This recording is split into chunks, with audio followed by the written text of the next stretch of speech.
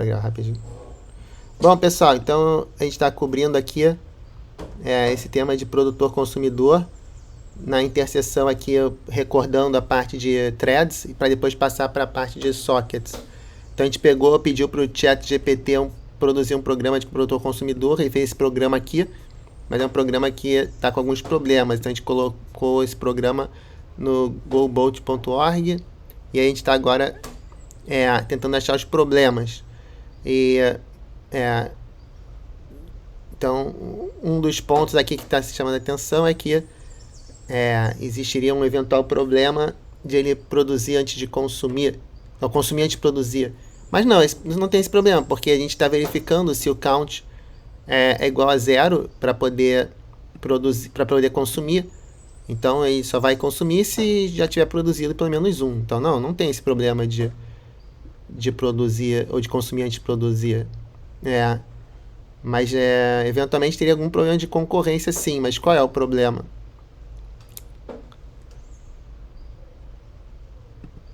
Aqui já aí não é mais um programa concorrente, ele é linear, né? Não, ele é concorrente. Tem as duas threads, uma que produz, uma que consome, e essa trava, digamos assim, só vai acontecer nos casos extremos, ou quando tiver vazio, ou seja, quando o contorno estiver igual a 0, que tem que ficar esperando ter alguma coisa, ou quando estiver cheio, que aí para produzir tem que esperar ter um espaço vazio, né? Mas fora isso, eles vão estar rodando em paralelo, sim. Mas qual é o problema? Engraçado que eu não estou conseguindo reproduzir o problema, não tá. O problema não está. Eu pelo menos não estou conseguindo ver ele acontecer aqui. Mas a gente sabe que os problemas de computação concorrente, às vezes, eles demoram para acontecer, né? O problema demora para acontecer. Eu acho que talvez não aconteça, Trouxe, porque a saída que a gente está vendo é do return. E o return ele só vai retornar quando terminar a função, no caso. Cuidado. Mas que pode estar acontecendo aqui de errado nesse programa? Principalmente, olha para a parte que está na tela aí, ok? Lembrando que isso está sendo executado por uma thread, isso aqui está sendo executado por uma outra thread.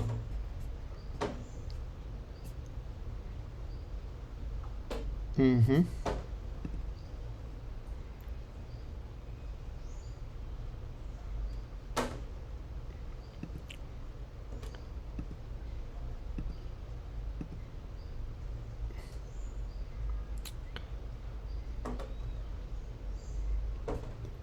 Deixa eu ver uma coisa. É isso aí, pessoal.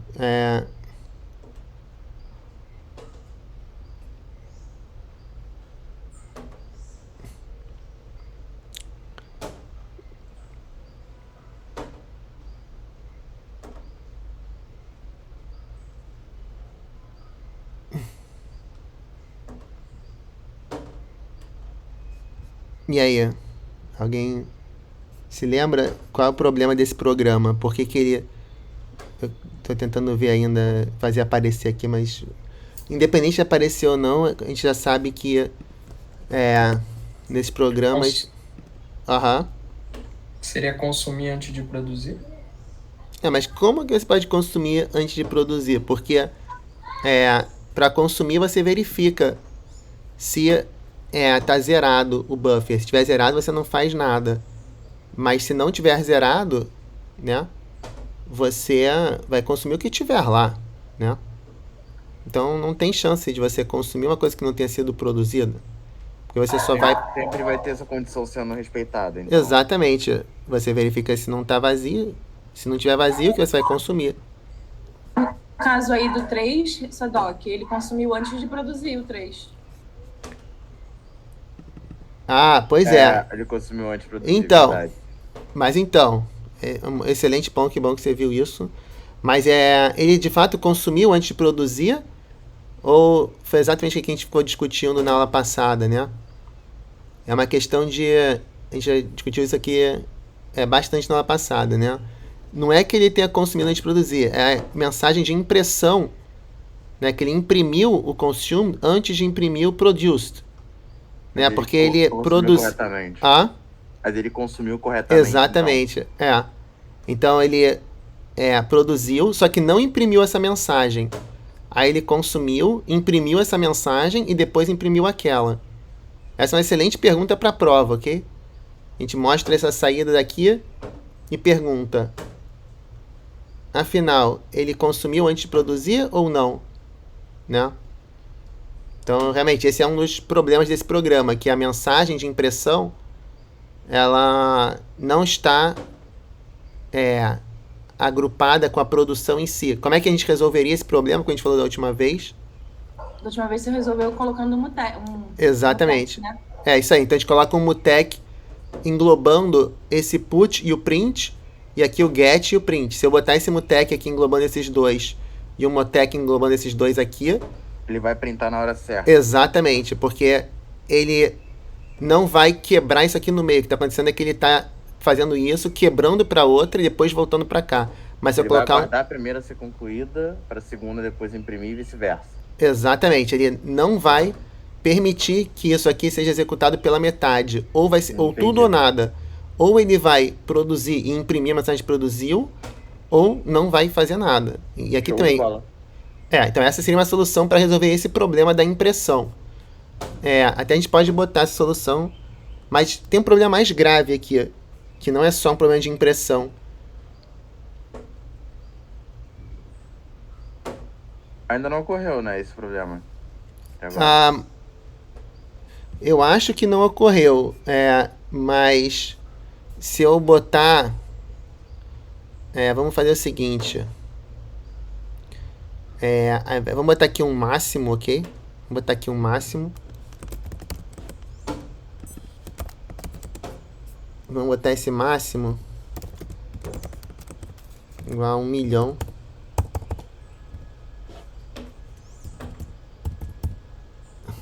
E claro que eu não posso ficar imprimindo agora. Senão vai ficar... Senão vai aparecer 1 milhão, mas eu vou botar no final para imprimir o valor de tempo.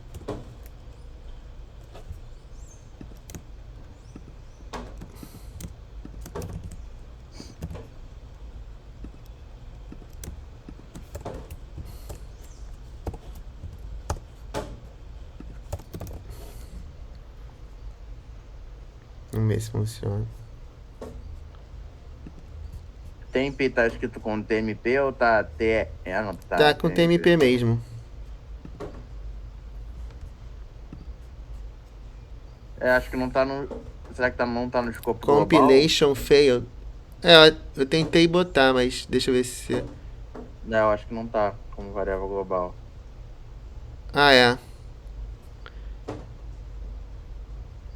O que eu tenho que imprimir como variável global?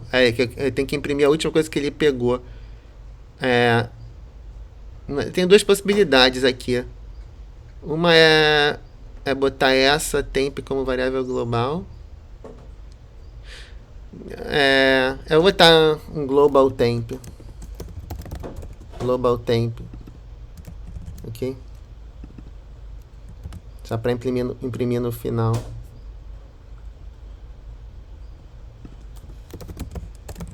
Pronto. Vamos ver se agora vai. Então...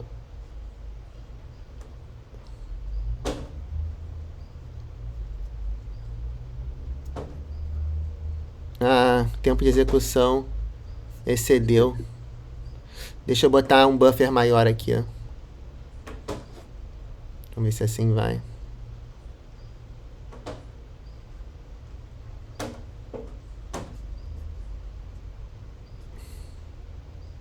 Não, ainda não. Quanto i menor do que máximo, por i... Eu vou tirar esse flush, também não precisa mais disso. E o global temp é igual a dar um get. O que tá faltando? Ele tá demorando muito para executar, mas o que a gente pode fazer? Talvez 1 milhão. Acho que eu botei 10 milhões aqui. 1, 2, 3. 1, 2. Não, tá 1 milhão mesmo. Ele tá. Mas não tem nenhum loop. Enfim, deixa eu tentar botar menos. Ou então bota aqui mais. Botar 2 mil aqui. Vai ser falando de 2000. Sadoc, você está tentando mostrar o problema ou Exatamente. você está fazendo o conserto? Não, eu tô tentando mostrar o problema. Eu aumentei porque tava só em 50, eu passei para 1 milhão, para ver se com 1 milhão aparece o problema. Mas talvez 1 milhão tenha sido demais. Deixa eu tentar botar 100 mil. Porque o problema com 1 milhão é que ele tá reclamando aqui que tá rodando por tempo demais. Pô, até... Será que tem algum loop infinito aqui? Botei 10 mil agora.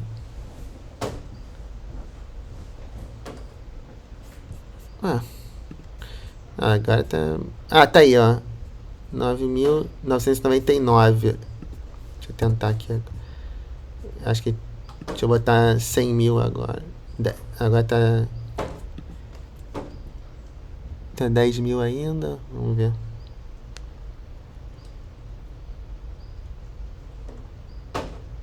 Pô, já estourou o tempo. O ideal aqui seria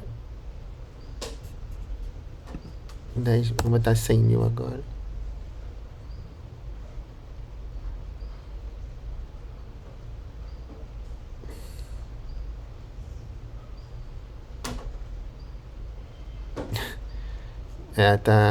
Tá estourando o tempo.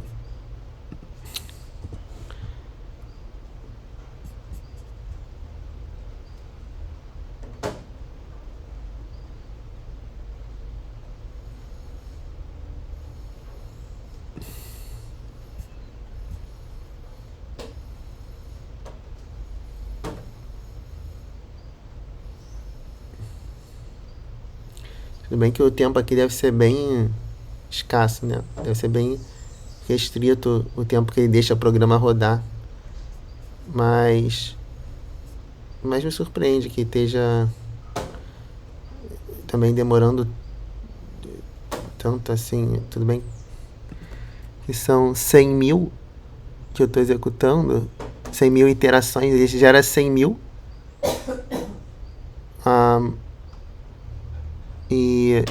E consome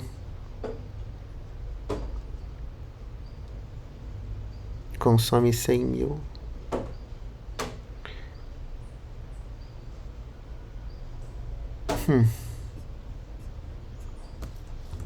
Teria que ver se com 10 mil não acontece o problema. Mas... Ô, professor. Opa, pode falar. Talvez a memória virtual desse compilador seja baixa, não? Por conta disso tá travando? Não, ele só dá esse time exceeder porque isso aqui é um sistema que é usado de maneira compartilhada por muitos usuários, né? Então, eles forçosamente têm que botar, provavelmente que se passar de, sei lá, ele deve deixar rodar, sei lá, no máximo por meio segundo, alguma coisa assim. Deve ser uma coisa extremamente limitada. Então, teria que rodar no ambiente local mesmo para verificar, para ver o problema acontecer na prática, né? Eu não acho que tenha nenhum problema aqui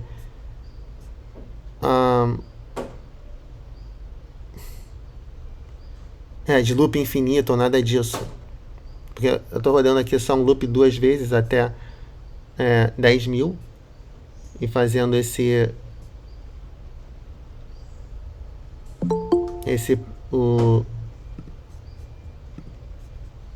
fazendo aqui o put para o produtor e o get para o consumidor, ok? Então não acho que o problema esteja no programa em si, acho que o problema está mais no ambiente, que deve ser extremamente... O GDB Online não consegue rodar esse código, né? Qual é o GDB Online?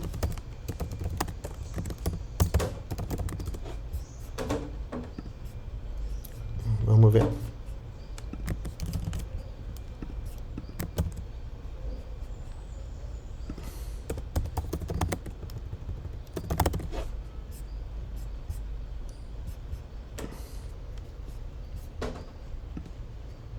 Tem o site, não sei se funciona para esse programa. Funcionou. Funcionou. Vamos agora aumentar um pouco o valor. Tá, boa. Você tá mostrando ainda o outro. Peraí então, peraí. Valeu, Rafael. Só um segundo. Então, eu tô aumentando aqui, ó. Aumentei agora para 1 milhão.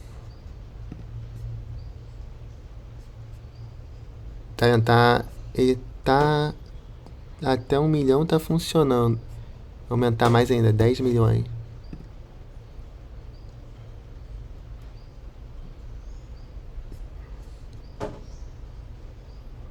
Eu acho que já travou já. Será?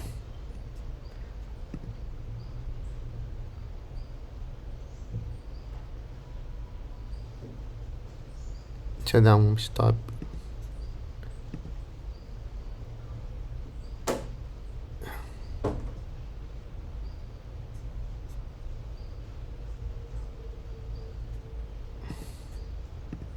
Sentar de novo 10 milhões.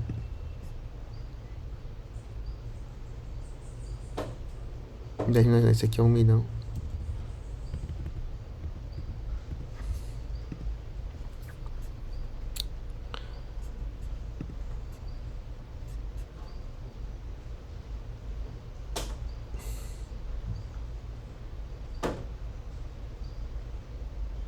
Ah. 10 mil. Esse aqui, não, ali era 100 mil, agora 1 milhão.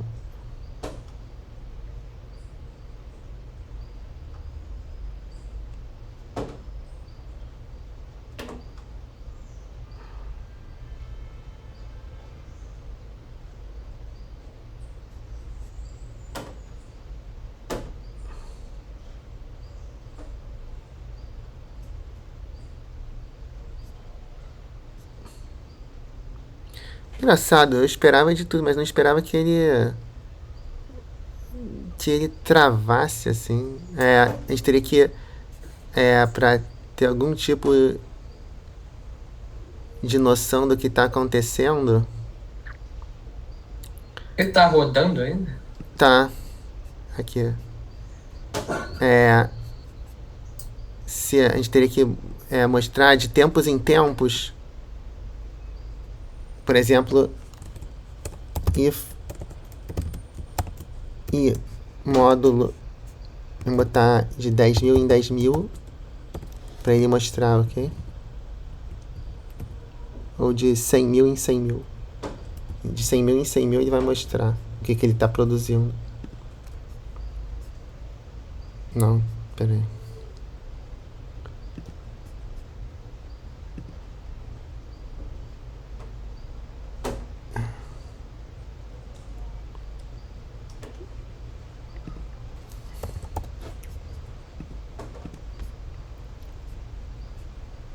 Aí ele produziu tudo. E o consumidor? Vamos ver o consumer.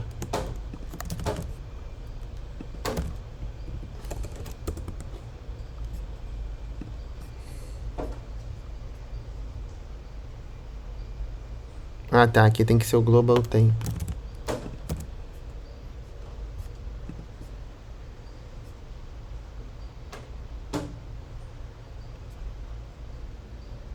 Ele foi até o final.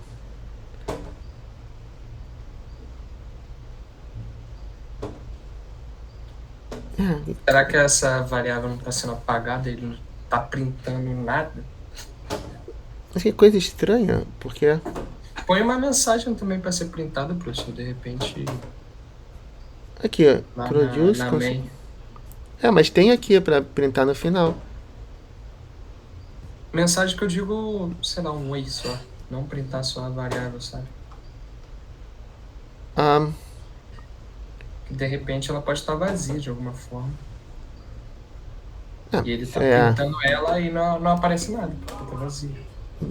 Quando eu rodo o comando, o programa por... Peraí. Ele ainda tá rodando. Realmente Ele não tá dando join no P e no produziu e consumiu. Ah,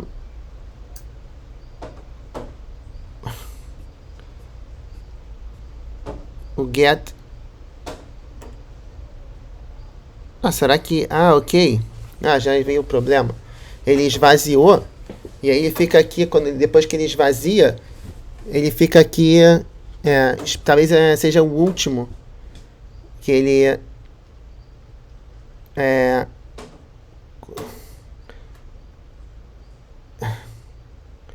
ele... Exatamente por causa... tem que mostrar o count. Vamos mostrar esse count. Vamos mostrar além do global temp, o count.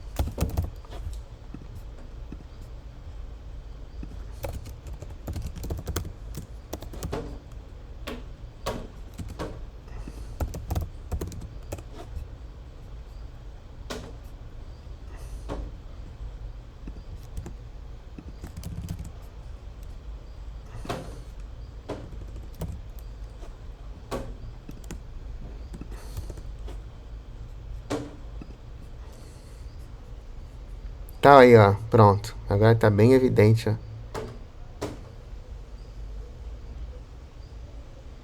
Aqui, quer dizer... Eles Peraí. desincronizaram? Na verdade, peraí. O count, ele mostra quantos elementos tem na lista. Esse número de elementos na lista pode realmente variar ao longo do tempo. Então, na verdade, isso não diz muita coisa. Aqui ele funcionou corretamente nessa execução. Então, em algumas execuções, ele está funcionando corretamente, mas em outras não. Eu posso deixar... agora ele travou. Eu posso deixar esse programa para vocês avaliarem, mas eu realmente gostaria que vocês me dissessem onde vocês acham que está o problema, até para a gente tentar consertar e ver se a gente consertar, se de fato resolve o problema. Eu realmente esperaria que vocês batessem o olho nesse programa e na hora me dissessem onde está o problema, dadas as aulas todas que a gente investiu para esse problema.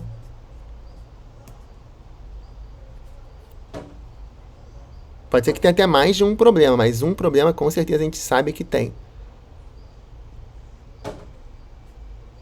Que possivelmente explica por que ele está travando aqui. Porque às vezes quando eu rodo ele funciona, às vezes ele trava.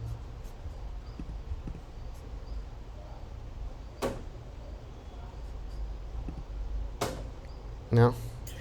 É aquela instrução do I++, que é dividida em 3 partes. Isso, era isso que eu esperava. Exatamente. Eu acho que agora ele... eu acho que agora ele mostrou um número diferente do que a gente esperava aqui, ó. Nem sei de onde exatamente que veio esse número, mas era isso que eu esperava, assim. É isso aí, Rafael. Aqui tá faltando o lock, né? Esse count é uma variável global que tá dando count mais e o count menos sem nenhuma proteção nele. Isso não pode ser feito, né? A gente já falou isso várias vezes. Não. Então esse é certamente um dos problemas. Se eu botar aqui o pthread mutex lock, ok?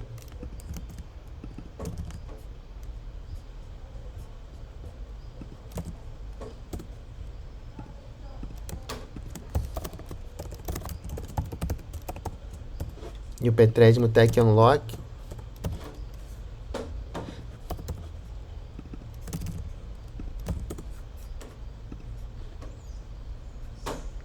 Ok. Então...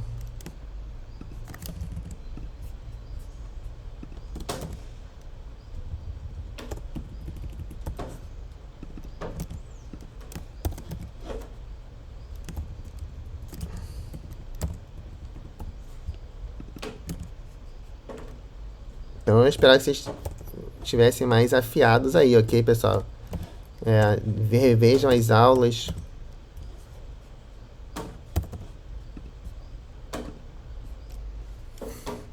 Pronto, tá vendo? Então, no caso, você está resolvendo de novo com o mutex ou o sedoc?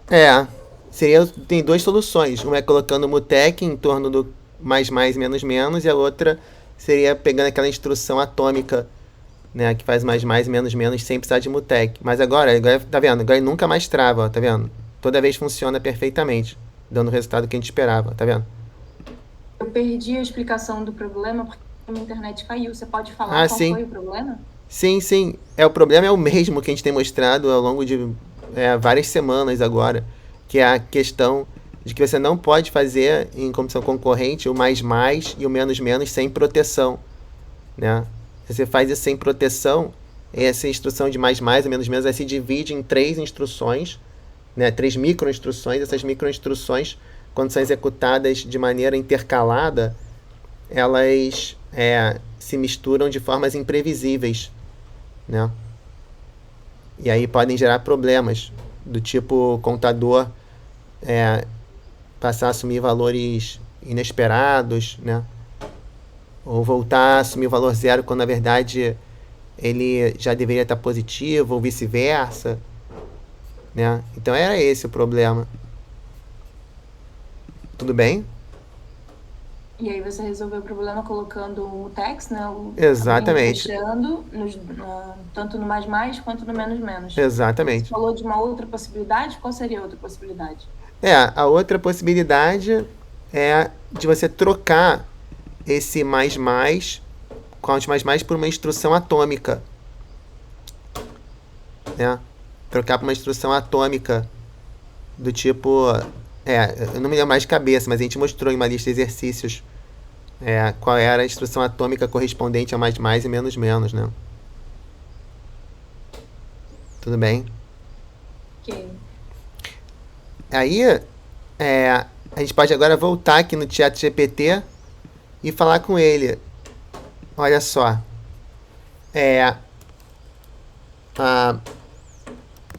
Are you sure that this program works? Vamos ver o que ele vai responder, né? Opa, ele não percebeu. Ele tá falando que sim.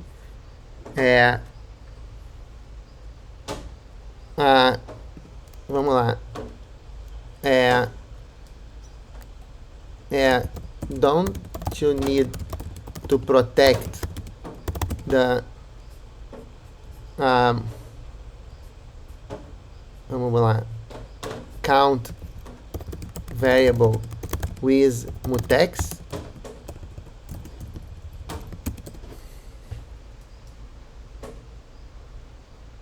Vamos ver o que ele vai falar. Agora sim. Viu? Olha só. Olha, diga, fala, Rafael. Agora sim. As 3 instruções eram leitura, adição e escrita, né? Perfeito. Beleza. Agora ele percebeu, que ele se confundiu, Você está correto. Nesse exemplo, a variável count está compartilhada entre o produtor e o consumidor.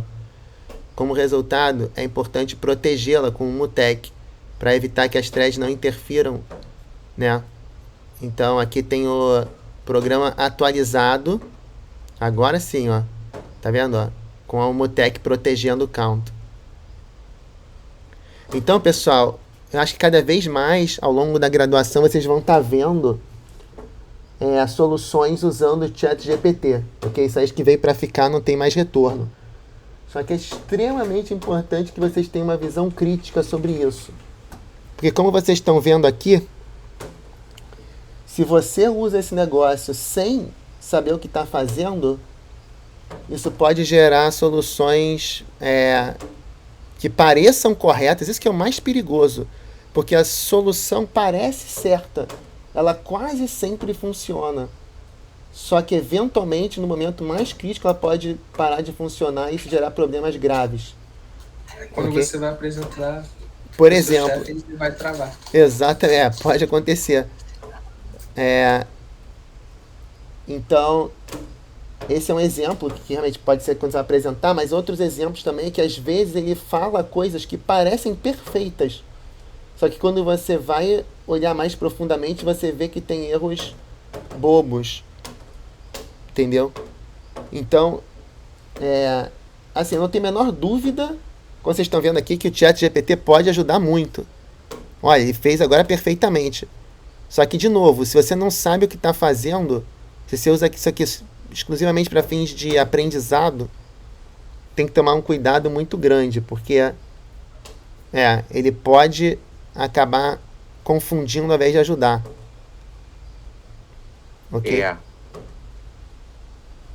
Então, e olha que eu perguntei para ele, e ele enfatizou, sim, eu tenho certeza que ele funciona corretamente. Depois que ele se tocou, quando eu falei mais explicitamente, você não tem que proteger a variável count como o técnico, falou, opa, você está certo.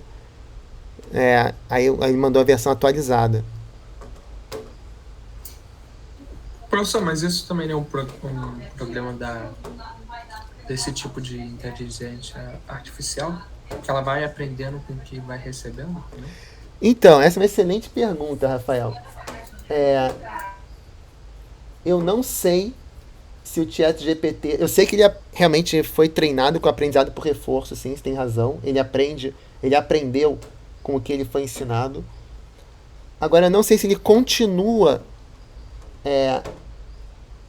aprendendo, ou seja, se isso que ele acabou de aprender agora, se um outro usuário chegar... Por exemplo, um bom exemplo seria você agora chegar e pedir para ele essa mesma coisa. Por favor, você pode escrever um produtor consumidor em C e ver se ele... Eu posso fazer isso aqui agora. Pode me mandar aqui, eu tento. Porque... sim. Mas vamos ver. Mas, por outro lado, ele tem a minha memória. Eu não sei se a memória que ele tem é por sessão ou se é generalizada. Ou seja, se o que vai mostrar para você...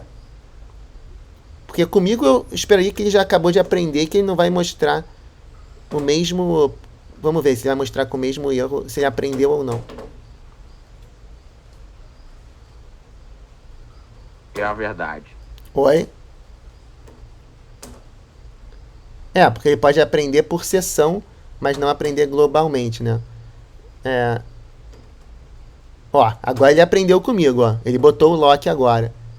Agora, vamos ver se tem algum candidato... Quem tá brincando com isso que possa... Eu vou botar aqui. Botei aí para que se alguém quiser copiar e colar.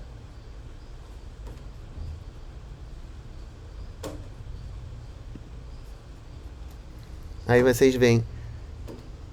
Alguém tá...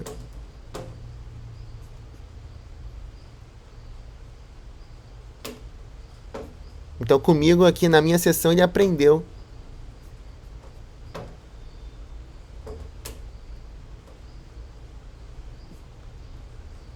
Vou ver se consigo me conectar a ele aqui. Tem vários chats aqui também. Eu não sei se quando eu abro um novo chat... Ele até tá explicando aqui agora, tá vendo? Ó? The put and get functions are used to add and remove items. The main function create threads. Então, pessoal, eu acho que isso aqui pode ser muito útil para vocês ao longo da graduação como um todo. E você pode pedir coisa em português também. Eu botei aqui em inglês, mas vocês podem pedir em português também. Agora a gente queria fazer isso aqui com sockets, né? Porque a gente quer fazer agora a programação em rede. Mas antes de passar para socket, alguém tem alguma dúvida, pessoal? Sobre o que a gente já fez aqui?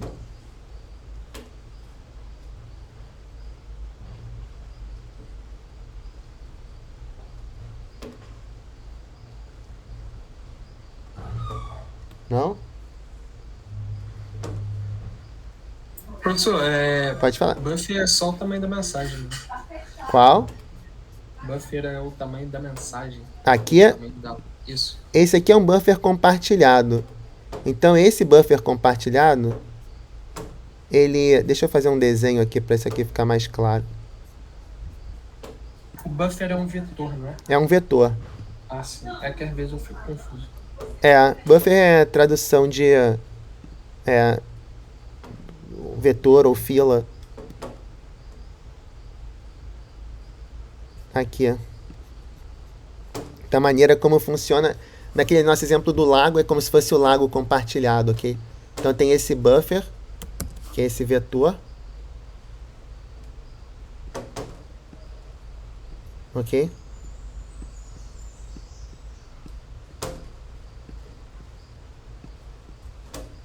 Então tá aqui, ó. Tem esse buffer. Aí você escreve de um lado e lê do outro, ok?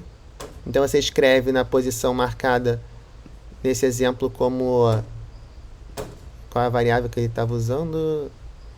Era a variável fill e a outra é a variável use. Então você sempre escreve na posição fill, ok? E consome da posição use, ok? Então, na verdade, você pode já ter escrito um monte de coisa, né? Pode ter escrito, por exemplo, os valores 1, 2, 3, 4, 5. Aqui ele estaria quase cheio, né? Você escreveu da 1 a 5, 6, aí você vai preencher aqui nessa posição e vai consumir naquela, ok? O nome buffer em si tem a ver com o nome, tem a ver com ele ser compartilhado? Ou nada a ver?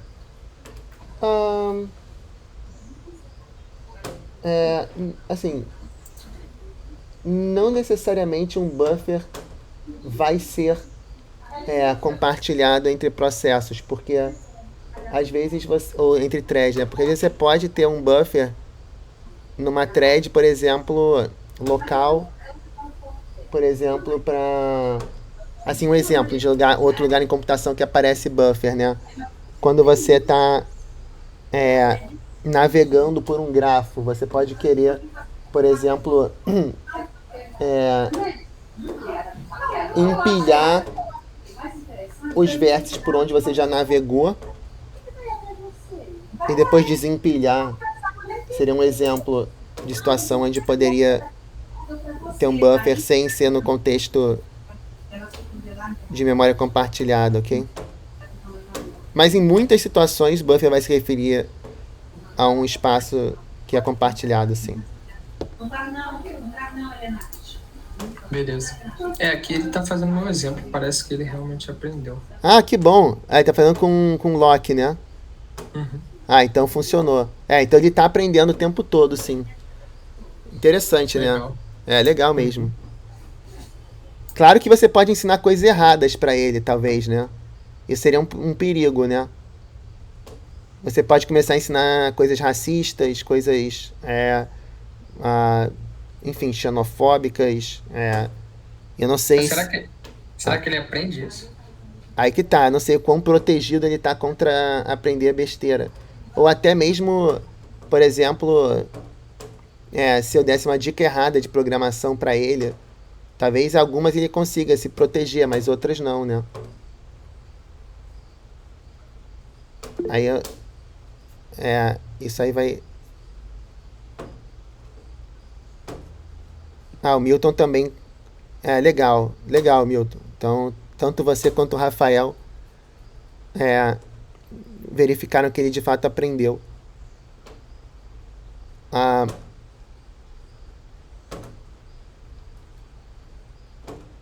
Então, pessoal, alguém tem mais alguma dúvida?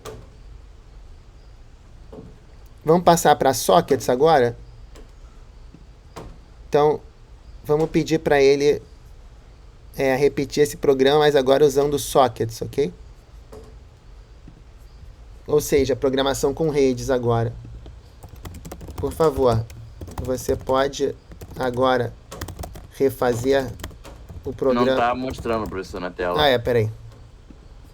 Por favor, você pode agora refazer o programa acima usando sockets?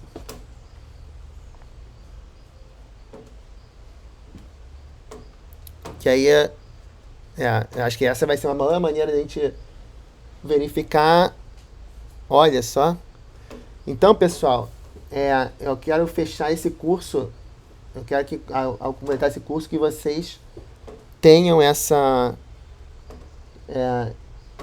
familiaridade, ok? Com a programação em 3 níveis, né? Primeiro, assembly, que vocês já viram. Primeiro com Kilo, depois comigo. Depois programação com múltiplas threads.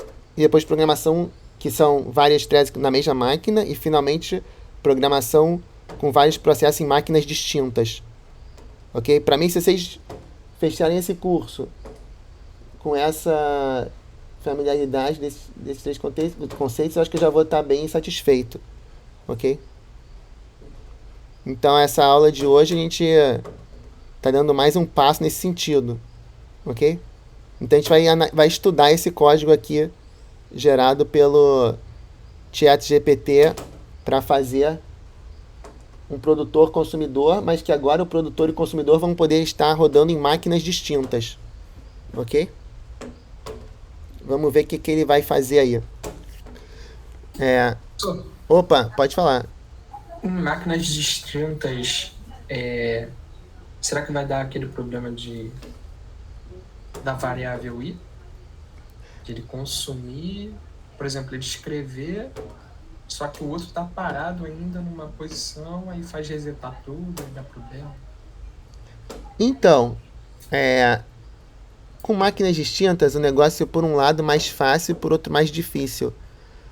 Por um lado, é mais fácil porque você tem troca de mensagens. Agora, as comunicações vão se dar por meio de mensagens. Né? Então, o produtor, quando quer produzir alguma coisa, vai mandar uma mensagem para o consumidor. E aí, você não precisa se preocupar mais com locks e unlocks, porque você não está compartilhando memória. Você está tendo comunicação por troca de mensagem. Ok? Claro que você precisa de se preocupar com locks e unlocks dentro das threads rodando na mesma máquina. Mas se a gente tiver só uma thread produzindo em uma máquina e uma thread consumindo em outra máquina, você não precisa se preocupar com lock e unlock. Ok? Agora, o que você precisa se preocupar sim, você com outras questões, do tipo abrir a conexão, né? Eventualmente, se você estiver trabalhando com UDP, preocupar com a questão dos dados virem ou fora de ordem ou até de virem dados faltantes. Se estiver trabalhando com um TCP, não tem esse problema. Mas assim, as preocupações são outras. Você pode ter que se preocupar com atrasos muito diferentes, digamos, de um determinado padrão, né? A conexão de rede pode ter caído. São outras preocupações, ok? Vamos ver aqui como é que está esse programa. Ele fez um programa. O que ele fez aqui, ó? Ele tem aqui o main, que é a rotina principal. Ele criou um buffer, criou um socket no servidor. Ou seja, o que é um socket? Né? Um socket, ele é que nem um socket na tomada. Ele é onde você se comunica com o resto. No caso do socket da tomada, se comunica com a rede elétrica. Aqui no socket, num programa de rede, você se comunica com o resto da rede. Então ele criou aqui um socket. Aí tem 3 parâmetros: address family internet, então socket para internet, e sock stream, quer dizer que é um socket do tipo TCP, ok? Ou seja, e vai ser um toque. Eu já volto, pessoal, vou ter que atender aqui.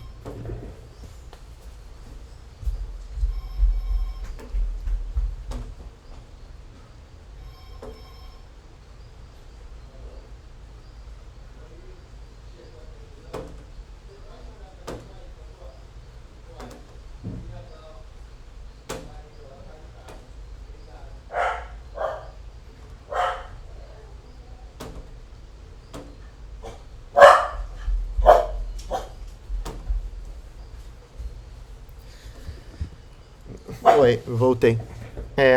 Então, acho que a gente não falou sobre isso ainda. A gente vai falar que existem 2 formas de comunicação na internet. Uma é via TCP e uma via UDP. Né? Esse sock stream quer dizer que é TCP. O que isso significa?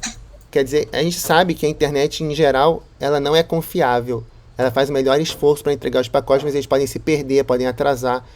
Então, o TCP é uma camada que você coloca na internet para tentar contornar esses problemas. Okay? Então, quando você manda alguma coisa via TCP, é como se você mandasse uma carta com aviso de recebimento. Okay? Porque você sabe que mesmo que o correio falhe, se você não recebeu o aviso de recebimento, você tem uma informação de que talvez você precise reenviar aquele pacote. Okay? Ou pelo contrário, se você recebeu o aviso de recebimento, você tem certeza que ele chegou. Ok? Professor, Pode falar. o TCP é ele que faz esse reenvio? Exatamente. É ele mesmo que faz. Perfeito. Sim. Ele mesmo tem todo o mecanismo de fazer reenvios, e de ajustar a taxa de acordo com a capacidade da rede. Tem muitos mecanismos nele. Não vai dar tempo de a gente cobrir todos, mas eu, nessa altura do campeonato, também espero que vocês já estejam ou com o livro do Kurows em mãos, em papel, ou então tenham alguma acesso a alguma versão eletrônica dele, que vocês já estejam lendo o livro. Talvez alguns estejam mais adiantados, outros estejam ainda começando o capítulo 1, mas eu espero que todos tenham pelo menos começado o capítulo 1, e talvez alguns de vocês até já tenham começado a ver o capítulo 2, capítulo 3, e aí tem tudo isso lá, ok? Mas aqui a gente vai cobrir essa parte de sockets agora. Então o que acontece? A gente criou o socket TCP, a gente verifica se teve algum erro, senão a gente continua. E aí o que a gente faz em seguida? A gente agora vai setar esse endereço, que é o endereço onde a gente vai estar escutando pela conexão, ok? E aí a gente faz esse bind. O que é o bind, né? O bind é quando você associa, bind literalmente quer dizer associar. Quer dizer que você associou como se fosse um número de telefone ao seu aparelho. Então você associou o número de telefone aqui, corresponde a essa porta. Então você associou essa porta ao seu socket. Nesse caso, essa porta é a porta 12345. Então, toda vez que alguém mandar algum conteúdo para a porta 12345, já sabe que essa mensagem vai ser recebida por esse servidor, ok? E ela vai poder ser respondida, por exemplo, no nosso caso, se é um produtor-consumidor, o consumidor, quando receber esse elemento na porta 12345, ele pode consumir e mostrar na tela, ou pode devolver, enfim, pode fazer o que ele quiser. Mas o bind ele faz isso, ok? Ele associa essa porta a esse socket. Então ele tem como parâmetros o socket em si, que é o server FD, ok? Server File Descriptor, e o server address, que nesse caso tem um dos atributos como sendo a porta. E aí depois o que você faz? Faz o listen, que é para ouvir, para ficar escutando, ficar em modo de escuta. E aí depois, quando alguém tenta se conectar, você dá o accept. E aí pronto, lê o dado da mensagem, que é o read, e mostra na tela. E na verdade o que ele está fazendo aqui é write, ele está reescrevendo, está mandando de volta os dados. Ok? Então ele está reenviando para o próprio cliente. Ok? Então é isso que faz esse programa. Então, esse aqui é um exemplo de um servidor. Agora a gente pode pedir para ele para fazer o cliente correspondente. Por favor, você pode escrever o cliente correspondente? Ok? Porque esse módulo, então a gente vai ter que agora ter dois módulos. Um módulo é o módulo do consumidor e o outro módulo é o módulo do produtor. Aqui ele fez, tá vendo? Aí vai mostrar o código do cliente correspondente. Então esse é o código do consumidor, agora ele vai mostrar o código do produtor. Ok? É realmente impressionante, né, pessoal? Como que essa inteligência artificial entende tão bem o que a gente está querendo. E tá mostrando aí, né? O código. Então o que o outro lado está precisando fazer? Esse é o cliente, então o cliente ele cria o socket. Então ele está criando aí o socket também do tipo internet, a Address Family Internet, Socket Stream, que é o TCP. E aí o que ele está fazendo? Criando aqui o endereço, né? Preparando o endereço, que é o endereço do destino. Então a porta é aquela porta, a mesma porta 12345, ok? E aí ele faz o connect, ok? Então ele está se conectando com o servidor, ok? E aí ele pede para o cliente digitar alguma coisa no teclado, e aí ele manda do cliente para o servidor recebe e manda de volta, e aí pronto. Então, e mostra na tela. Então o que esse cliente faz? Ele se conecta com o servidor e parou. Bom, ele se conecta com o servidor e pronto, e manda uma mensagem, ou seja, é produtor, aí o consumidor consome responde de volta, como se fosse um eco. Aí o cliente de novo lê e mostra na tela. STD out é Standard Output, que é a tela. Ok?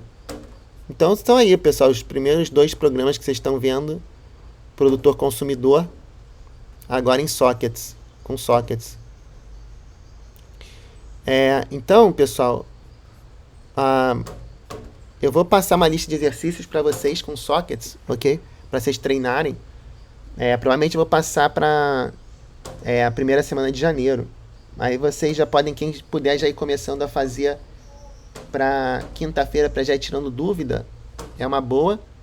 Mas quem não conseguir pode... Eita, peraí, já volto.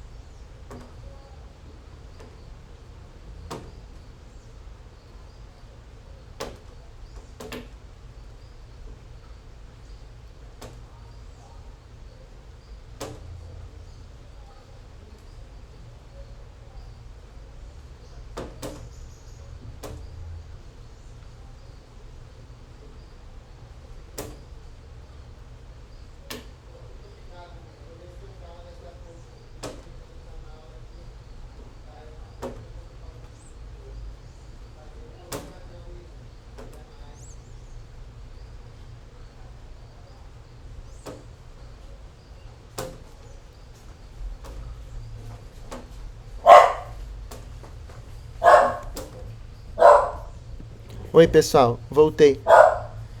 Então, acho que o que seria legal seria isso, pessoal, vocês terem a mão na massa mesmo, sabe? Ao invés de a gente ficar falando, a gente já falou bastante sobre conceitos de redes, né? Eu acho que nessa altura do curso já tem alguma noção de como funciona a internet, né? Que tem os pacotes que são transmitidos, passam por buffers, chegam no destino, né? Que podem ou não chegar no destino, né? Mas acho que agora o que seria legal para concluir o curso seria que vocês realmente tivessem uma experiência prática, né? E, de novo, vocês não precisam ter uma rede para rodar esses programas, ok? Vocês podem fazer tudo na própria máquina, porque é só você abrir 2 terminais e em um terminal você roda o cliente, no outro você roda o servidor, ok? E você usa sempre o seu endereço local para comunicar de um com o outro. Então, assim, a receita de bolo, eu vou botar aqui, pessoal, a gente tem até vou criar um novo Google Docs aqui, mas a gente tem o nosso Google Docs, né? Mas deixa eu botar aqui a receita de bolo aqui, é uma receita de bolo, ok?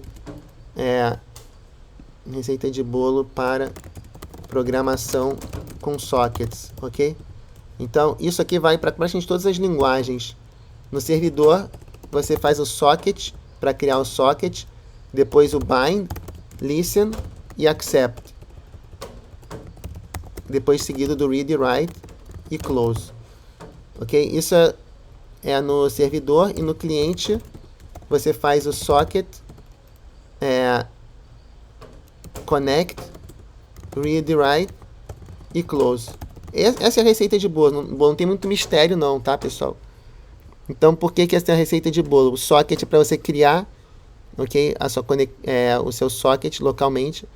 Aí, no caso, servidor, você tem que fazer esse bind, como eu falei, que é para associar aquele socket a um número de telefone para as pessoas poderem te ligar. Porque se você não tiver seu aparelho associado a um número, ninguém consegue te ligar. Aí depois entrar em modo de escuta, aceitar as ligações, trocar dados, né, que é o read e write, e depois fechar. E o cliente faz o quê? Cria o socket, só que ele não entra em modo de escuta, é ele que se conecta com o servidor, então faz o connect, read e write e close. Ok? Então, não tem assim muito grande mistério. Ok? Uma vez que você ganha alguma experiência mínima em escrever esse tipo de programa, estudar os programas que já existem, ver vários exemplos, você pega como funciona a estrutura, ok? Então, tem um comentário, pessoal? Professor, Pode falar. o protocolo UTC, ele é menos confiável que o TCP? Então, vamos lá. Só um segundinho, peraí, Rafael. Alô? Tô sabendo. Eu já te ligo daqui a pouco, tô no meio da aula aqui. Um beijo. Então a gente tem que tomar cuidado aí, Rafael, com a sigla. Ok? O UTC é um formato de tempo. Ok? Aquele Universal Time. A gente até pode perguntar pro ChatGPT aqui, ó. O que é UTC? Vamos ver se... É o Universal Time alguma coisa. Na verdade, eu acho que era UDP. UDP, exatamente. Então a diferença do UDP para o TCP é a seguinte. E acho que a gente pode agora se aproveitar aqui dos slides. Ele ficou meio lentão lá. Suruagi. Aqui, ó. A gente pode se aproveitar dos slides agora, ok? Então a gente tinha parado no slide 69, se não me engano. Ok? Que a gente falou aqui exatamente. Você lembra que a gente tinha mostrado aqui os sistemas autônomos que a gente falou que tinha formato de estrela, o formato de todo mundo conectado com todo mundo. Cada um tinha suas vantagens e desvantagens. E que a internet tem essa estrutura hierárquica. E aqui tem alguns exemplos no Brasil e no mundo. A gente falou sobre atraso, perda e vazão. Aí a gente falou sobre os diferentes tipos de atraso, que tem o atraso de processamento, de fila, de transmissão e de propagação. A gente pode voltar a isso, mas a gente falou sobre essa analogia com uma caravana, ok? E você tem carros chegando num pedágio, aí tem uma distância e depois tem uma outra estrada. Então os carros se propagam a 100 km por hora. Se o pedágio leva 12 segundos, a analogia é que um carro corresponde a um bit, uma caravana corresponde a um pacote. Quanto tempo leva até a caravana até que a caravana seja enfileirada antes do segundo pedágio?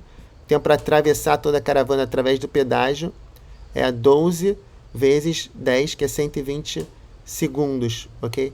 Por quê? Porque o pedágio leva 12 segundos para atender cada carro.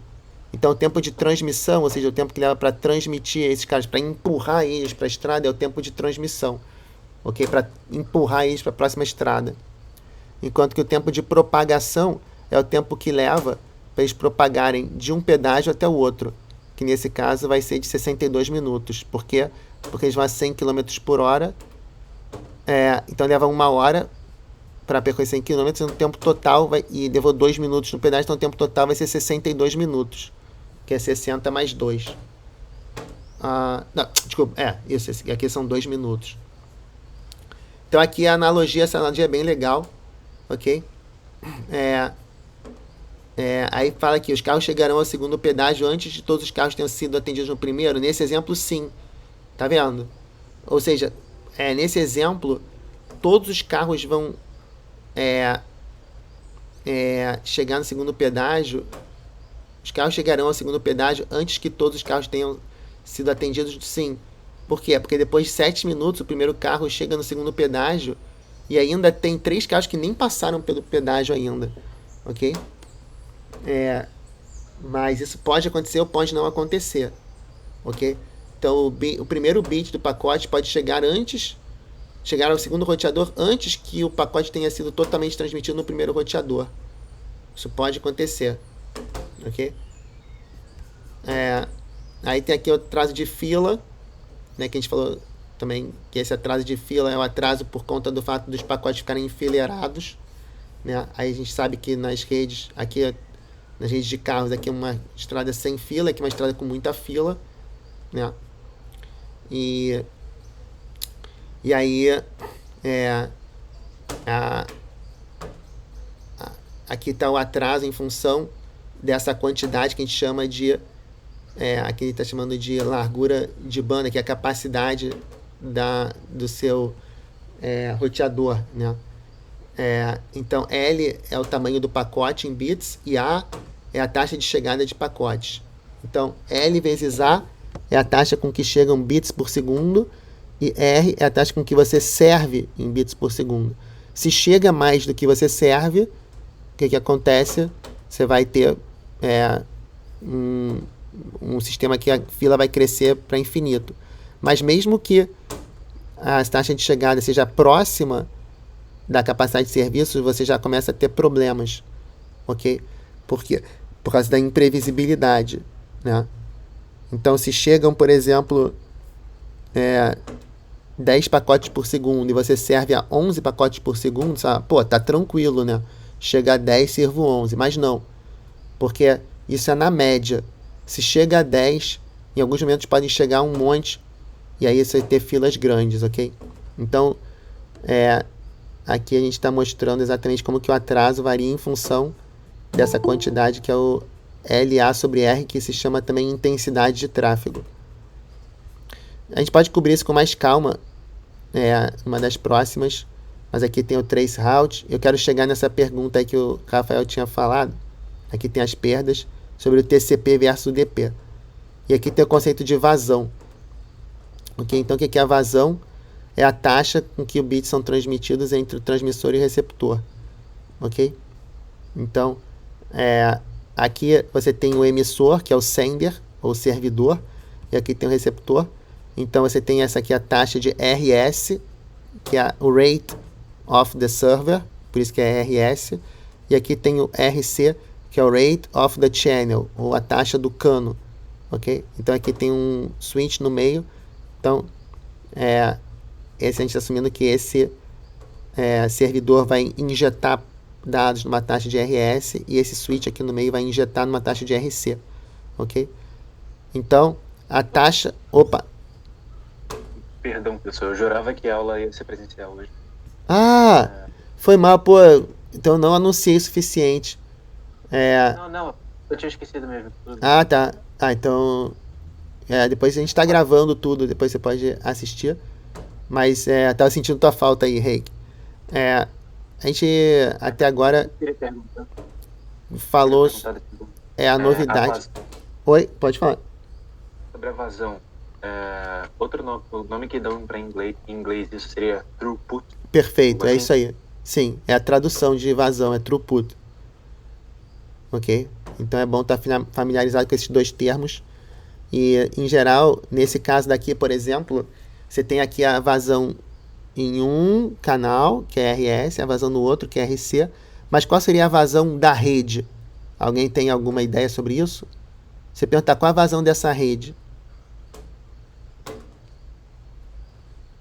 Isso aqui, pessoal, é questão de prova na disciplina de redes. Quase todo período. A rede não tem vazão porque é de transmissora e receptora. É o caminho que tem. Seria 2L sobre R, pessoal? Cuidado, olha só. Muito interessante essas observações. Primeiro o Reik falou, não faz sentido falar em vazão de rede. Realmente, você tem que especificar um pouco melhor, definir um pouco melhor o que eu estou querendo dizer com vazão de rede. Vazão de rede, estou querendo dizer que é a vazão levando em conta as duas pontas, ok? A vazão do servidor até o cliente, ok? Isso que eu estou chamando de vazão de rede. Aí o Rafael falou, eu acho que é 2L sobre R. Isso daí é uma coisa que a gente falou numa aula passada, mas cuidado, porque isso a gente falou que é o atraso, ok? O atraso é que ele cresce com o número de links, mas a vazão deveria ser o contrário, concorda? Quanto mais longo for o meu caminho, né, maior a chance de dar problema. Então, eu não deveria ter um crescimento linear com relação ao tamanho do caminho, né, a vazão. E aí, alguém tem alguma outra ideia? Teria que ser um crescimento logarítmico? Ou logarítmico, ou pior ainda, na verdade, no melhor dos mundos, se você aumenta seu caminho, você não piora a sua vazão, concorda? Não tem como eu melhorar. Tipo, se você está me mandando dados e eu estou repassando isso para alguém, a gente está fazendo uma brincadeira aqui de telefone sem fio. Tipo, quanto maior esse telefone sem fio, no melhor dos mundos, o que vai acontecer é que quando você bota mais um elo, o negócio não piora. Agora, melhorar não tem como, concorda? Como é que um cara pode melhorar o que ele... Pode melhorar a vazão se aumentar o tamanho do rio, não se botar mais rio. Exatamente, mas repara o seguinte, essa analogia com rio é sempre muito boa em redes, porque realmente você tem sempre essa analogia com fluido, ok? E até tem mecanismos em redes que são, até o nome é inspirado nos mecanismos que a gente até cobriu na aula de redes hoje, foi a última aula que a gente teve de redes, chama leak bucket, que é balde furado. Mas fala aí. Por acaso tem, que assim, quando você fala de rio, geografia e geologia, tem a competência do rio, que é o quanto que ele consegue carregar por vez. Tipo, uma tora de tamanho X, se ela for... Exatamente. Mas for, então... Se jeto for maior do que X e Y, o rio não carrega. Perfeito. Mas só que de nada adianta você ter um rio com uma competência extrema se ele estiver sendo alimentado por um filete, concorda? Sim. Então, não basta você saber a capacidade, também tem que saber a taxa com que estão entrando os dados. E exatamente essas duas quantidades que as pessoas muitas vezes confundem em redes. Ou seja, confunde a taxa de chegada com a capacidade. O tamanho de dado, né? Quantidade do dado e tamanho do dado. Na verdade, a quantidade ofertada versus a capacidade. Uma coisa é quanto que você oferta para a rede em termos de... ofertando do ponto de vista de quem está transmitindo, ok? Ele está ofertando uma certa quantidade de bytes por segundo. Agora, se a rede tiver uma capacidade maior do que essa, tudo bem, isso vai fluir naturalmente. Se tiver menor, aí isso vai acabar encontrando um gargalo e vai diminuir essa taxa. Então, agora voltando para a minha pergunta original. Eu tenho essa rede aí com dois links, RS e RC. Qual é a vazão da rede? A vazão da rede é a mesma taxa de transmissão. Que é igual a quanto? Aí sim pegou. 1 bit por segundo? Não. Aqui eu tenho só dois ingredientes no problema. Tenho RS e RC. Ok? Então é RS mais, menos RC? Menos. Bom, mais não pode ser, né? De novo, porque se eu te der um link de capacidade de 10 e boto ele... isso aqui é igual vocês veem em física no ensino médio. Tem circuito em paralelo ou circuito em série. A gente não está botando eles em paralelo, a gente está botando eles em série. Então é um menos o outro. Então, será que é menos? Porque olha só, se eu transmito em um link a capacidade de 10 bits por segundo. Seria igual ao menor dos dois, não, professor? Boa, quem falou? Luiz Cláudio. Luiz Cláudio. É o menor dos dois, é o mínimo. Ok? Então, o gargalo, ele vai ter a capacidade que é o mínimo das capacidades e essa é a vazão da rede. Ok? Então, é o menor dos dois. Se você subtrai um do outro, isso aí vai dar exatamente o excesso, né? Vai dar o excesso que você não consegue aproveitar, né? Se der um número positivo, espaço sobrando, se der um número negativo, espaço faltando. Quer dizer, vazão faltando. Exatamente, sim. Isso aí, o excesso é a falta, mas o mínimo é que é a vazão, ok? Então, é isso aí. Então, vamos seguir em frente aqui. Aí, ó. Tá aqui, ó. Até o próximo slide, ó. Olha só. No caso do RS ser menor que o RC, qual é a vazão média, aí é o próprio RS. No caso do RS ser maior do que o RC, tá vendo? Aqui é um gordão e aqui um fininho. Aí a vazão é o RC. Então, qual é o enlace gargalo? É o link no caminho que restringe a vazão fim a fim. Ok? Isso é o gargalo da rede. A gente vai estar sempre interessado em fazer um upgrade do gargalo. Ok? Então aqui tem um cenário na internet, ó, com 10 conexões compartilhadas e um enlace do gargalo de R bits por segundo. Então tá aqui o gargalo aqui no meio, ok? Então a vazão ela é o mínimo entre RC, RS e R sobre 10, porque se tem 10 caras aqui, se tem 10 caras, ok? Na prática, normalmente o RC e RS que são o gargalo. Tudo bem, pessoal? Porque normalmente esses equipamentos das pontas é que tem uma capacidade muito menor do que os equipamentos que estão no meio da rede. Beleza. Tudo bem. Aí as camadas e protocolos. Então, aqui que entra a pergunta que é o TCP versus UDP e que tem a ver com a parte de a parte de programação, ok?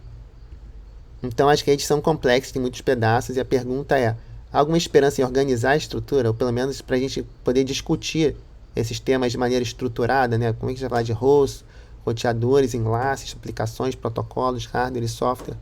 Então a maneira de organizar é a mesma maneira que se organiza uma viagem. Então você tem que fazer uma série de passos para viajar de um lugar para o outro. Você tem que comprar passagem, despachar bagagem, passar no portão de embarque do aeroporto, decolar, fazer o roteamento da aeronave, né? A aeronave é roteada, aí do outro lado tem a aterrissagem, tem os portões, aí você recupera a bagagem e, né? E aí, bom, se for o caso, você pode reclamar algum problema que aconteceu na agência de viagem.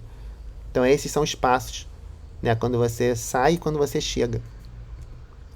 Então aqui, ó, você tem várias camadas, tá vendo? Então tem a camada da passagem, que tem a ver com a agência de viagem, agência de turismo. Tem a camada da bagagem, que tem a ver com talvez até uma empresa terceirizada do aeroporto, dos aeroportos, né? Tem a camada do portão, que tem a ver com o aeroporto em si. Decolagem e aterrissagem, que tem a ver com o piloto. E o roteamento da aeronave, que tem a ver com o piloto e com a torre lá de comando, né? Então, cada camada implementa um serviço, né? Através de ações internas à camada, independente dos serviços providos pela camada inferior. Então, na internet é exatamente a mesma coisa. Só que, basicamente, a camada de baixo não garante praticamente nada. Então, tudo que você implementa em termos de confiabilidade, você tem que implementar em camadas superiores. Daí que vem o TCP versus o UDP. TCP tenta contornar as limitações da internet, enquanto que o UDP é um serviço minimalista, que não garante praticamente nada, ok? E simplesmente diz, olha, eu te ofereço aqui uma interface para você mandar e receber dados, não garanto praticamente nada, faz o que você quiser com isso, ok? Então o UDP ele só estabelece a conexão? Exatamente, na verdade, até um pouco forçação de barra dizer falar em conexão. No caso do TCP, em geral, o pessoal fala do UDP como sendo um protocolo connectionless, porque basicamente a única coisa que ele oferece é uma interface para você enviar e receber pacotes, ok? Nem nas pontas ele guarda informação de conexão. Ele só te dá uma entrada para dizer, ó, tem aqui um socket, se você quiser pode dar write nele, se quiser pode dar read, e se vira com o resto, ok? A porta tá aqui. Exatamente, a porta tá aqui, você pode usar ela para ler ou para escrever. Agora, se você vai receber os dados na ordem que eles foram enviados, se você vai receber, se vai ter perdas que eu não vou te avisar sobre elas, se você vai sem querer acabar inundando a rede, mandando mais dados do que deveria, ou inundando o receptor, mandando mais dados do que deveria, qualquer uma dessas coisas pode acontecer e eu não vou te dar suporte nenhum, você que vai ter que se virar com isso. Essa é a abordagem UDP. Exatamente por ela ser tão aberta, ela muitas vezes é bloqueada em muitas redes, né? Muitos roteadores não repassam pacotes UDP. Por isso que, mesmo para transmitir áudio e vídeo, que idealmente se transmitiria por UDP, porque o UDP existe em parte para satisfazer uma demanda, né? Que demanda é essa? É a demanda, por exemplo, de aplicações multimídia. Se você perder uma palavra, ou se você perder um quadro num vídeo, isso em geral não vai afetar, né, a sua comunicação, né? Então, você poderia, em princípio, usar o UDP para transmitir esse tipo de dados. Mas como tem esses problemas com uma grande flexibilidade, vem uma grande responsabilidade, né? E como isso pode gerar problemas de segurança, o pessoal começar a transmitir dados numa taxa absurda. Então, muitas vezes, tem-se problemas para passar por firewalls com tráfego UDP. Então, praticamente tudo hoje em dia na internet trafega com TCP.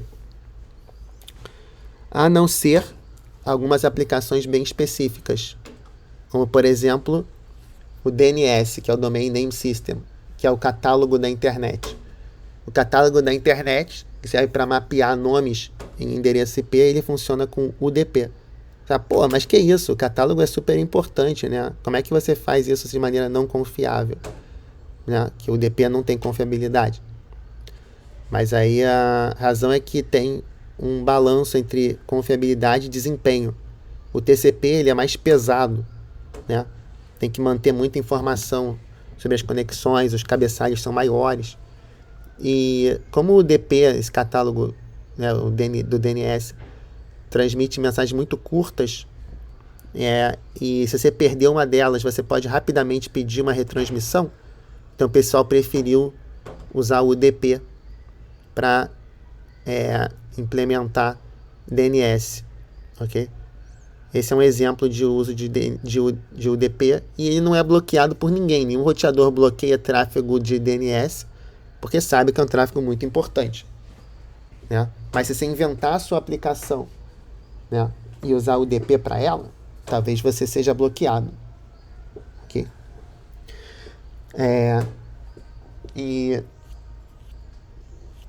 Alguém sabe outra aplicação que usa UDP?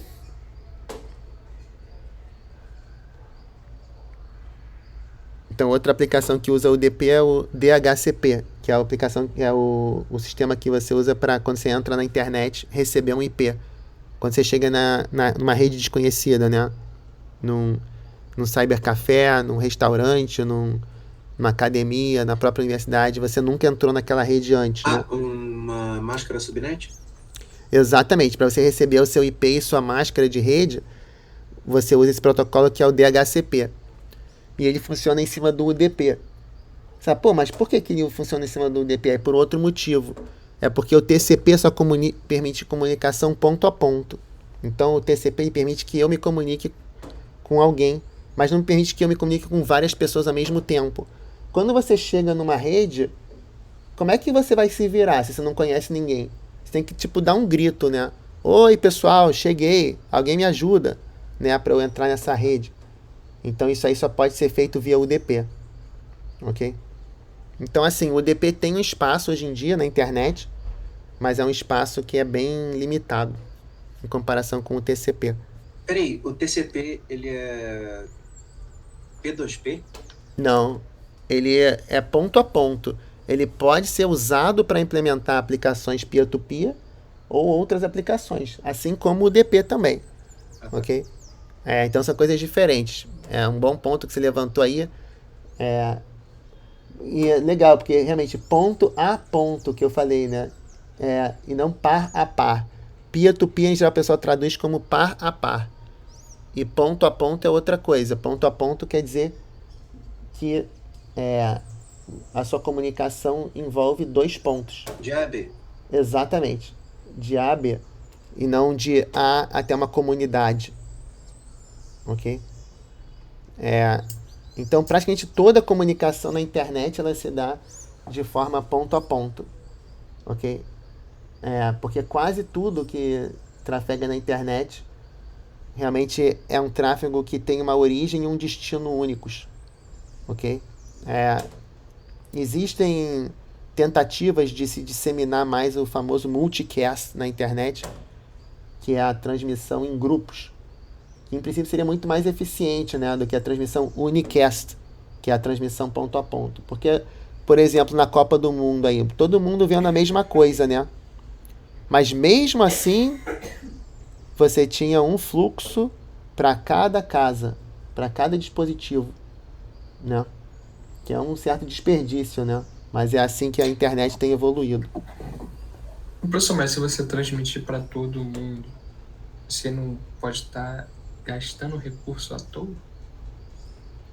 Exatamente. Tem duas maneiras de transmitir para todo mundo, né?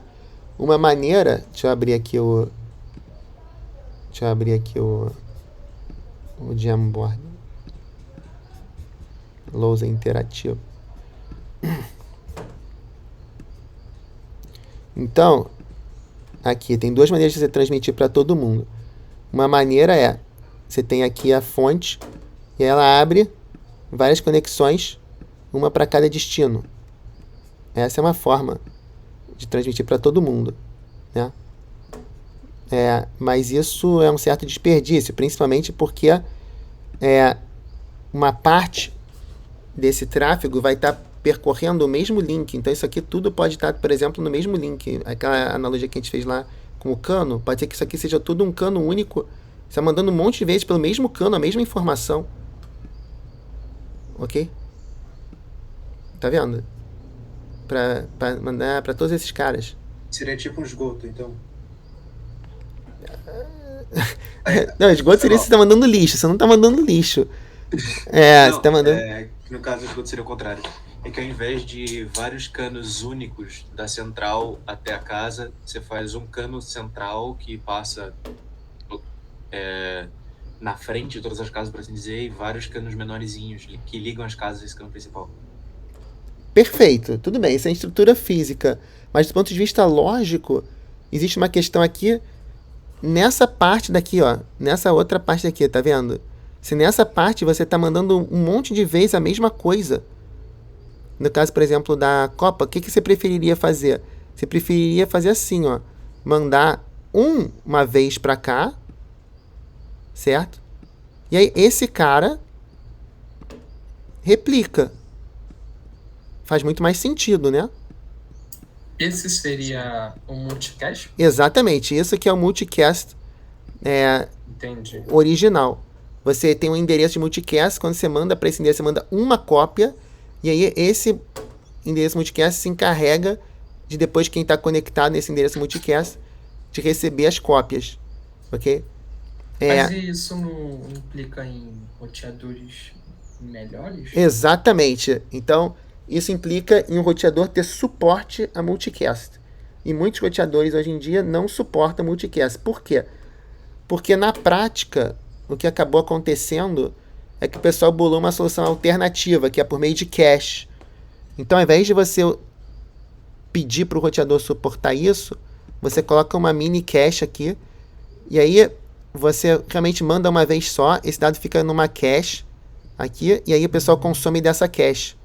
Então, Entendi. o pessoal recebe os dados dessa forma, mas eles... isso aqui é resolvido de uma maneira alternativa. Eles descobrem, quando eles vão buscar o conteúdo, eles descobrem que tem uma cache perto deles e acabam consumindo dessa cache, mas isso é como se esses caras não estivessem mais se conectando nesse servidor. Então, aqui tem o servidor original, agora é como se eles estivessem se conectando nesse roteador intermediário e consumindo dele diretamente. Então, a Isso aí solução seria um multicast alternativo? é uma alternativa ao multicast. Você pode pensar dessa forma. Ou você pode também imaginar do ponto de vista conceitual como sendo uma forma alternativa de implementar a funcionalidade multicast, sim. Mas do ponto de vista técnico, a principal diferença é que em você tem um endereço que é usado para disseminar conteúdo para vários elementos. Um endereço, e todo mundo está conectado nesse endereço multicast. Enquanto que no outro, você, ao resolver onde você vai se conectar, você de maneira oportunista busca o endereço mais próximo e aí se conecta nele. Ou seja, enquanto que em você de fato tinha um endereço único, agora você pode ter vários endereços, porque você pode ter essa cópia daqui. Por exemplo, outros caras podem estar se conectando aqui e baixando, então esse cara pode ter mandado esse conteúdo para cá. Então, esses caras estão se conectando aqui num outro endereço, ok? Então, enfim, é só um detalhe técnico, mas o que eu quero dizer é que a maioria das comunicações hoje em dia na internet é ponto a ponto, ok? Então, vamos lá, vamos voltar aqui para os slides. Então, pessoal, por que dividir em camadas? Por que a gente divide as funcionalidades em camadas? Porque isso ajuda a lidar com sistemas complexos. Então, tem uma estrutura explícita que permite a identificação e relacionamento entre as partes do sistema. Tem um modelo de referência em camadas para discussão. Isso é uma modularização que facilita a manutenção e atualização do sistema.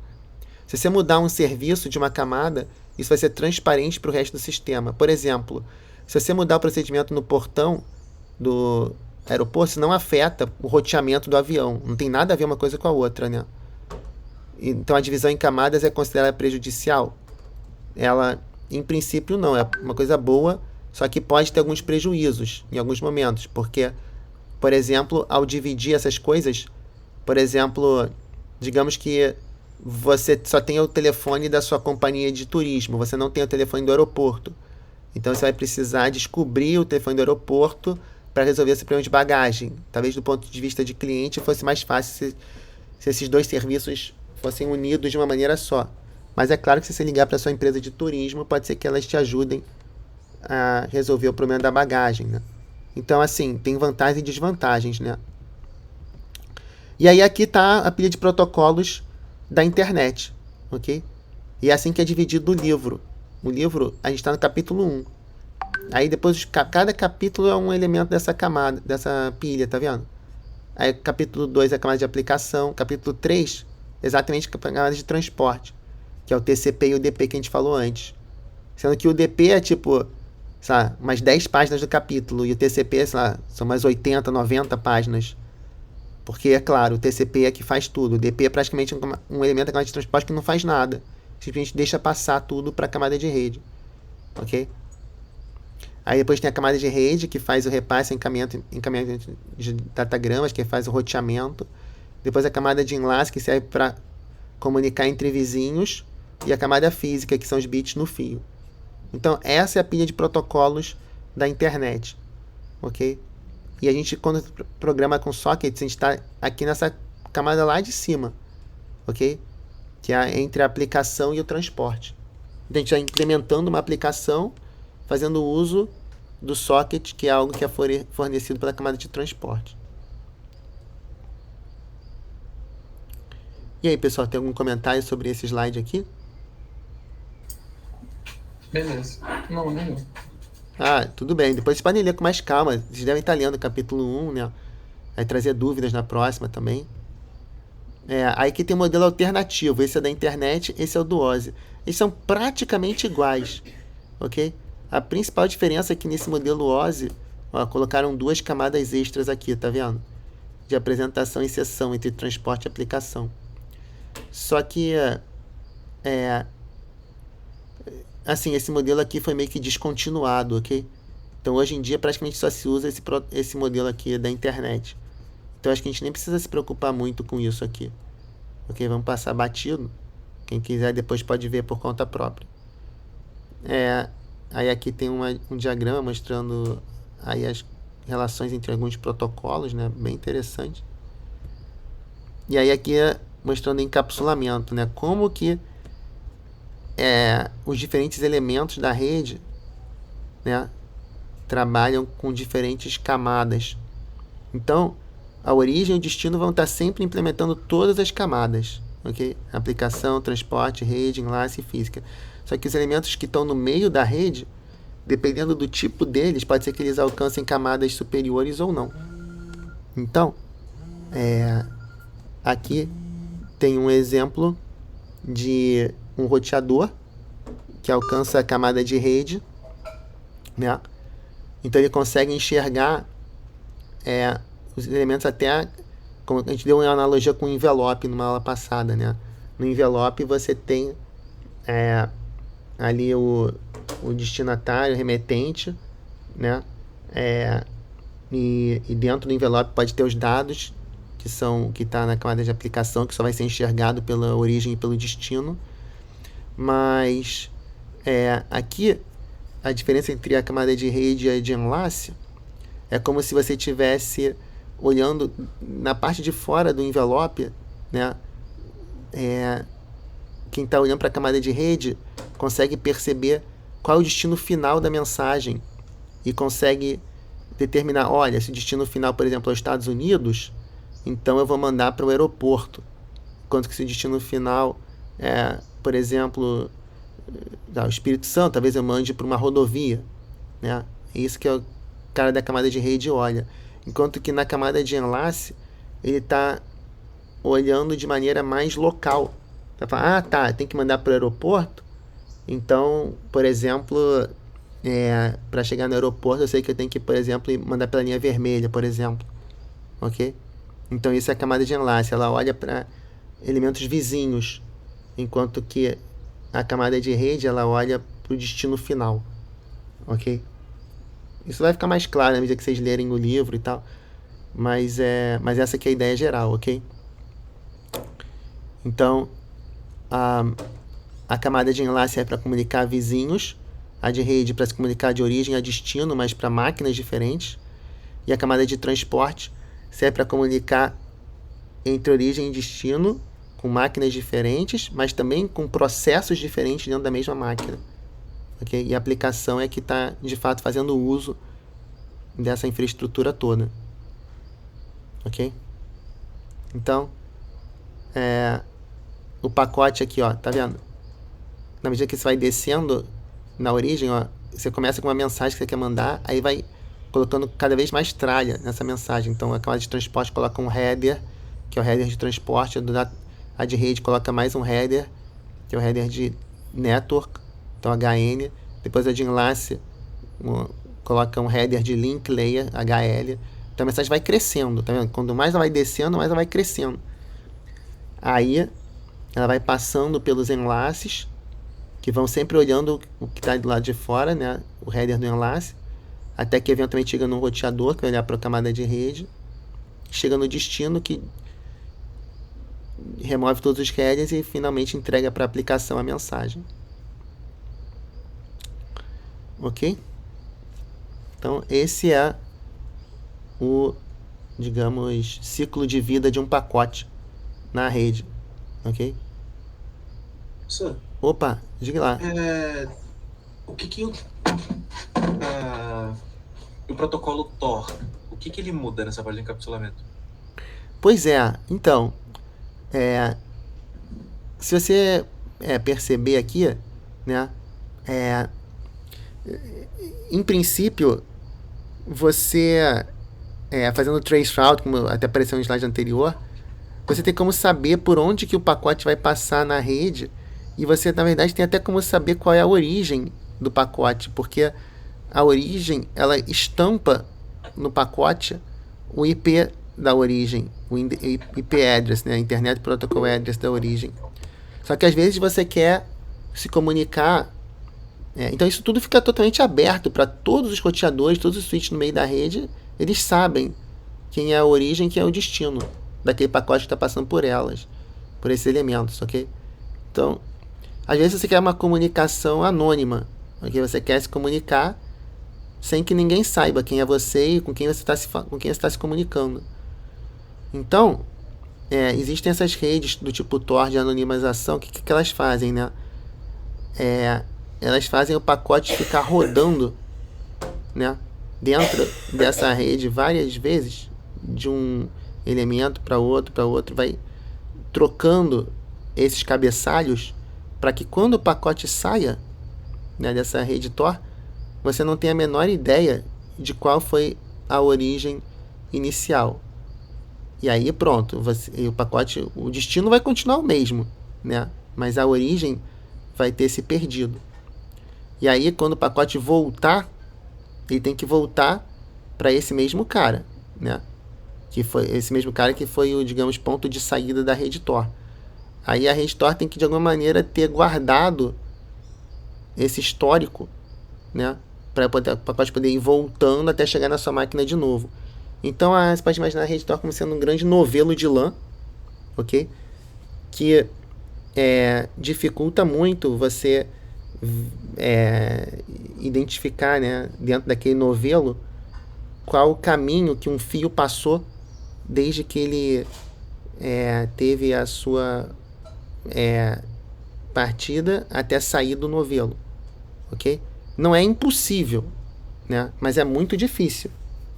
Então, esse que é o propósito da rede Tor. É exatamente para ser perda de tempo. Difícil o suficiente para ser perda de tempo. É uma das maneiras de interpretar, assim. Muita coisa em segurança, em computação, na área de criptografia e segurança é assim, né? Que nada é impossível, mas muitas coisas são difíceis o suficiente para que não vale a pena você perder tempo, porque você sabe que se você for tentar resolver por força bruta um certo problema, você vai levar mais do que o tempo de toda a existência do universo, enfim, esses tempos astronômicos, né? Então, essa que é a ideia, realmente. Então, mas, de novo, aqui também tem um balanço, um trade-off, né? Na rede Tor, você pode imaginar a rede Tor como sendo um monte desses roteadores, ok, conectados uns nos outros, que embaralham a mensagem entre si até ela sair. Então, quanto mais você botar, mais embaralhado vai ficar e melhor vai ser a segurança, né? Mais anônima vai ficar aquela mensagem, mas, por outro lado, mais tempo vai levar para ela chegar no destino, né? Então, tem esse trade-off, né? Entre esse balanço entre segurança versus desempenho. Tudo bem? Entendi. Beleza. Acho que por hoje tá bom, pessoal. Então, inclusive, o próximo ponto até já é uns comentários aqui sobre segurança até. E aí um pouco sobre a história das redes. Então a gente praticamente concluiu aqui o capítulo 1, pessoal. Acho que eu vou usar a próxima aula para falar mais sobre sockets, exemplos de programação com sockets, e talvez cobrir alguns exercícios do capítulo 1, ok? Mas façam um esforço aí para terminar a leitura do capítulo 1 e trazer dúvidas. Tragam dúvidas sobre o capítulo 1, ok? Beleza, professor. Falou. Então, boa tarde e até quinta online de novo, ok? Um abraço. Um abraço.